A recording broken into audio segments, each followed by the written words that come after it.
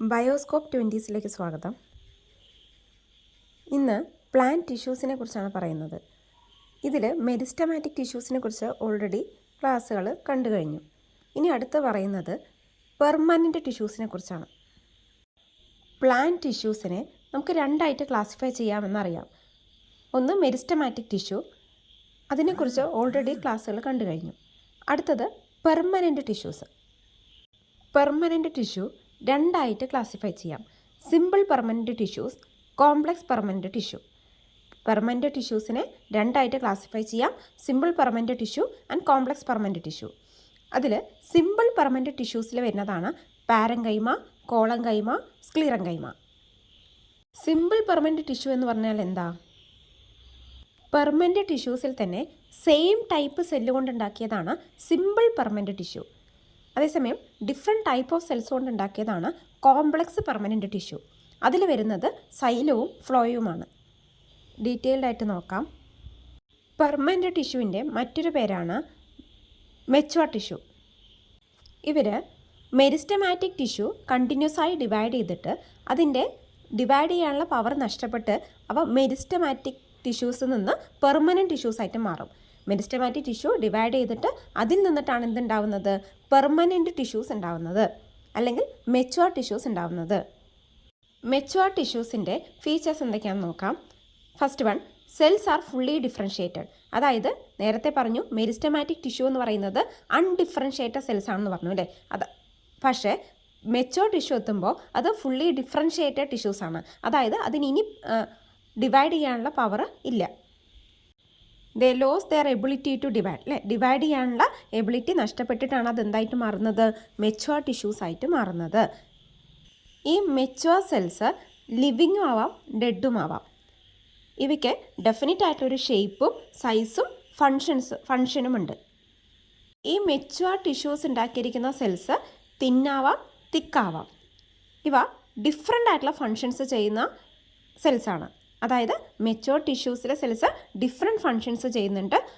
Photosynthesis, storage, support, conduction, protection തുടങ്ങിയ different functions mature tissues ചെയ്യും, അല്ലെങ്കിൽ മെച്വർ ടിഷ്യൂസിലെ സെൽസ് ചെയ്യും. ചില കേസുകളിൽ മാത്രമാണ് ഇവ വീണ്ടും മെരിസ്റ്റമാറ്റിക് ആവുന്നത്. അതായത് സെക്കൻഡറി ഗ്രോത്തിൻ്റെ സമയത്ത് ഈ പെർമനൻറ്റ് ടിഷ്യൂസ് വീണ്ടും ഡിഫറൻസിയേഷൻ എന്ന് പറയുന്ന പ്രോസസ്സ് വഴി മെരിസ്റ്റമാറ്റിക് ആവുകയും അതിൻ്റെ ഡിവിഷനുള്ള പവർ റീഗെയിൻ ചെയ്യും. അങ്ങനെ സെക്കൻഡറി മെരിസ്റ്റമാറ്റിക് കണ്ടീഷനിൽ മാത്രമാണ് ഇവ വീണ്ടും ഡിവൈഡ് ചെയ്യാനുള്ള പവർ റീഗെയിൻ ചെയ്യുന്നത്. മെച്വർ ടിഷ്യൂസിനെ കുറിച്ച് മനസ്സിലായെന്ന് വിചാരിക്കുന്നു. അടുത്തത്, നേരത്തെ പറഞ്ഞ പോലെ ബേസ്ഡ് ഓൺ നേച്ചർ പെർമനൻറ്റ് ടിഷ്യൂസിനെ രണ്ടായിട്ട് ക്ലാസിഫൈ ചെയ്യാം. Simple permanent tissue and complex permanent tissue. അതിൽ simple permanent tissues same type of cells കൊണ്ടാണ് ഫോം ചെയ്തിട്ടുള്ളത്. Complex permanent tissues different kinds of cells കൊണ്ടാണ് ഫോം ചെയ്തിട്ടുള്ളത്. ഫസ്റ്റ് സിമ്പിൾ പെർമനൻറ്റ് ടിഷ്യൂ ആണ് parenchyma. പാരങ്കൈമയുടെ cell wall തിന്നും സെല്ലുലോസിക്കുമാണ്. അതായത് cell wall ഉണ്ടാക്കിയിരിക്കുന്നത് cellulose കൊണ്ടാണ്. ഈ സെൽസ് ലിവിങ് അറ്റ് മെച്യൂരിറ്റി, അതായത് ലിവിങ് ആണ്. പാരങ്കൈമ എന്ന് പറയുന്നത് സിമ്പിൾ പെർമനൻറ്റ് ടിഷ്യൂ ആണ്. അതുകൊണ്ട് തന്നെ സെയിം ടൈപ്പ് ഓഫ് സെല്ല് കൊണ്ടായിരിക്കും ഉണ്ടാക്കിയിരിക്കുന്നത്. ഇവിടെ സെല്ലിൻ്റെ ഷേപ്പ് എന്ന് പറയുന്നത് ഓവൽ ആവാം, സ്പെറിക്കൽ ആവാം, പൊളിഗണൽ ആവാം, ഇലോങ്ങേറ്റഡ് ആവാം. ഈ സെൽസിനകത്ത് ലാർജ് സെൻട്രൽ വാക്യൂൾസ് കാണാനായിട്ട് കഴിയും. ഇവയ്ക്ക് സൈറ്റോപ്ലാസവും ന്യൂക്ലിയസും ഉണ്ട്. സെൽസിനിടയിൽ ഇൻ്റർ സെല്ലുലാർ സ്പേസ് കാണാൻ പറ്റും. അതായത് സെല്ലുകൾക്കിടയിൽ ചെറിയ ഗ്യാപ്പുകൾ കാണാൻ പറ്റും. പിന്നെ ഇതിന് റീജനറേഷനും ഹീലിങ്ങിനുമുള്ള കഴിവുണ്ട്. അതായത് ഡിവൈഡ് ചെയ്ത് വൂണ്ട് ഹീലിങ്ങിനും റീജനറേഷനുള്ള കഴിവ് കാണാനായിട്ട് കഴിയുന്നുണ്ട്. ഇതാണ് പാരങ്കൈമയുടെ പിക്ചർ. നമ്മൾ പറഞ്ഞ എല്ലാ ഫീച്ചേഴ്സും പാരങ്കൈമയിലുണ്ട്, അല്ലേ? സൈറ്റോപ്ലാസം ഉണ്ട്, ന്യൂക്ലിയസ് ഉണ്ട്, സെല്ലുകൾക്കിടയിലുള്ള സ്പേസ് അതിനെയാണ് ഇൻ്റർ സെല്ലുലാർ സ്പേസ് ഉണ്ട്. പിന്നെ ഇവിടെ സെൽ വോള് തിന്നും സെല്ലുലോസിക്കുമാണെന്ന് പറഞ്ഞു. ഓവൽ ഓർ സ്പെറിക്കൽ ആയിട്ടുള്ള ഷേപ്പാണ് കാണുന്നത്. അടുത്തത് ടൈപ്സ് ഓഫ് പാരങ്കൈമയെക്കുറിച്ചാണ് പറയുന്നത്. First one, ക്ലോറൻകൈമ. ക്ലോറൻകൈമ എന്ന് പറയുമ്പോൾ അതിനകത്ത് ക്ലോറോപ്ലാസ്റ്റ് കണ്ടെയ്നിങ് ആയിട്ടുള്ള പാരങ്കൈമയാണ് ക്ലോറൻകൈമ. അതായത് ക്ലോറൻകൈമയ്ക്കകത്ത് ക്ലോറോപ്ലാസ്റ്റ് ഉണ്ടാകും. ഇത് 2 തരത്തിലുണ്ട്, പാലിസൈഡ് ക്ലോറൻകൈമയും സ്പോഞ്ചി ക്ലോറൻകൈമയും. പാലിസൈഡ് ക്ലോറൻകൈമ ഇലോങ്ങേറ്റഡ് ആയിട്ടുള്ള സെൽസാണ്. അതായത് പ്ലാന്റിൻ്റെ ലീഫ് അനാട്ടമി പഠിക്കുമ്പോൾ നമുക്ക് മനസ്സിലാവും അത് ഇലോങ്ങേറ്റഡ് ആയിട്ടുള്ള സെല്ലാണ്. അതേസമയം സ്പോഞ്ചി ക്ലോറൻകൈമ ഇറഗുലർ ആയിട്ടുള്ള സെൽസാണ്. അതിനകത്ത് സെല്ലുകൾക്കിടയിൽ ഇൻ്റർ സെല്ലുലാർ സ്പേസ് ഉണ്ടാവും. ഇത് ഫോട്ടോസിന്തസിസിന് ഹെൽപ്പ് ചെയ്യുന്നുണ്ട്. അടുത്തതാണ് ഏറൻകൈമ. ആ പേരിൽ തന്നെയുണ്ട്. ഏറൻ എന്ന് പറയുമ്പോൾ അതിന് എയർ ഫിൽഡ് ആയിട്ടുള്ള സ്പേസുകൾ കാണാൻ പറ്റും. പാരൻകൈമയ്ക്കകത്ത് ലാർജ് എയർ ഫിൽഡ് സ്പേസുകൾ കാണാൻ പറ്റും. ഇത് മെയിനായിട്ടും അക്വാട്ടിക് പ്ലാന്റ്സിലാണ് കാണുന്നത്.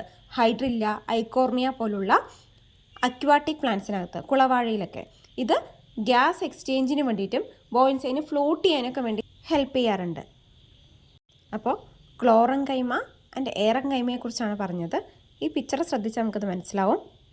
ആദ്യത്തേത് പാരൻകൈമയുടെ പിക്ചറാണ് നൽകിയിരിക്കുന്നത്. പാരൻകൈമയുടെ ഒരു ടൈപ്പാണ് ഏറൻകൈമ. എയർ ഫിൽഡ് ആണ്. ആ പിക്ചറിൽ കണ്ടാൽ മനസ്സിലാവും, എയർ ബബിൾസ് കാണാൻ പറ്റും. അടുത്തത് ക്ലോറൻകൈമ ക്ലോറോഫിൽ ബിയറിംഗ് ആണ്.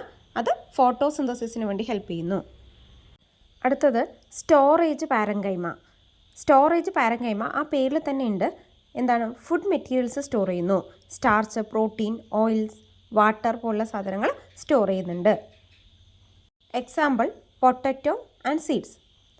അതിൽ തന്നെ വരുന്ന മറ്റൊരു പാരൻകൈമയാണ് വാട്ടർ സ്റ്റോറേജ് പാരൻകൈമ. ഇത് വാട്ടർ സ്റ്റോർ ചെയ്യാനായിട്ടാണ് ഹെൽപ്പ് ചെയ്യുന്നത്. സീറോഫൈറ്റിക് പ്ലാന്റ്സിലാണ് കാണുന്നത്. സീറോഫൈറ്റിക് എന്നാൽ ഡ്രൈ ആയിട്ടുള്ള, വാട്ടർ കുറവുള്ള ഏരിയ അവിടെ കാണുന്ന പ്ലാന്റ്സ്. ഓക്കെ, ഇതാണ് സ്റ്റോറേജ് പാരൻകൈമ. സെല്ലിനകത്ത് ഫുഡ് മെറ്റീരിയൽസ് സ്റ്റോർ ചെയ്തിരിക്കുന്ന പിക്ചറാണ് ഈ കാണുന്നത്. അടുത്തത് ട്രാൻസ്ഫർ സെൽ. ട്രാൻസ്ഫർ സെൽസ് എന്ന് പറയുന്ന ഈ ടൈപ്പ് ഓഫ് പാരൻകൈമ സെൽസ് സൊല്യൂട്ടിൻ്റെ ട്രാൻസ്പോർട്ടിന് വേണ്ടിയിട്ടാണ് ഹെൽപ്പ് ചെയ്യുന്നത്. അടുത്തത് പ്രോസൻകൈമ. പ്രോസൻകൈമ തിക്ക് വോൾഡായിട്ട്, നമ്മൾ യൂഷ്വലി തിൻ വോൾഡ് എന്ന് പറയും. തിൻ ആൻഡ് തിക്ക് ഉണ്ട്, എങ്കിലും തിക്ക് വോൾഡായിട്ട് ഇലോങ്ങേറ്റഡ് ആയിട്ട് ടാപ്പിയറിംഗ് ആയിട്ടുള്ള എൻഡായിരിക്കും ഇതിൽ കാണുന്നത്. ടെർമിനലി ടാപ്പിയറിംഗ് ആയിട്ടുള്ള പാരൻകൈമ. ഈ പിക്ചർ കണ്ടു കഴിഞ്ഞാൽ നമുക്ക് മനസ്സിലാവും അത് ഇലോങ്ങേറ്റഡ് ആണ്. അതിനകത്ത് ഇൻ്റർസെല്ലുലാർ സ്പേസസ് കാണാൻ പറ്റുന്നുണ്ട്. ഇത്തരം പാരൻകൈമ പ്രൊട്ടക്ഷന് വേണ്ടിയിട്ടും കണ്ടക്ഷന് വേണ്ടിയിട്ടൊക്കെയാണ് ഹെൽപ്പ് ചെയ്യുന്നത്. ടൈപ്സ് ഓഫ് പാരൻകൈമ മനസ്സിലായല്ലോ. പാരൻകൈമയുടെ ഫങ്ഷൻസ് എന്തൊക്കെയായിരുന്നു? റിസർവ് ഫുഡ് മെറ്റീരിയൽസ് സ്റ്റോർ ചെയ്യുക, ഗ്യാസ് എക്സ്ചേഞ്ചിന് വേണ്ടി ഹെൽപ്പ് ചെയ്യുക, പിന്നെ ഗ്രൗണ്ട് ടിഷ്യൂ ആയിട്ട് ആക്ട് ചെയ്യുന്നുണ്ട്, റീജനറേഷന് വേണ്ടി ഹെൽപ്പ് ചെയ്യുന്നുണ്ട്, ട്രാൻസ്പോർട്ട് ഓഫ് മെറ്റീരിയൽസ്. ഈ ക്ലാസ് മനസ്സിലായിട്ടുണ്ടെങ്കിൽ ഈ ബയോസ്കോപ്പ് 20s എന്ന ചാനൽ ലൈക്ക് ചെയ്യുക, സബ്സ്ക്രൈബ് ചെയ്യുക, ഷെയർ ചെയ്യുക. Thank you.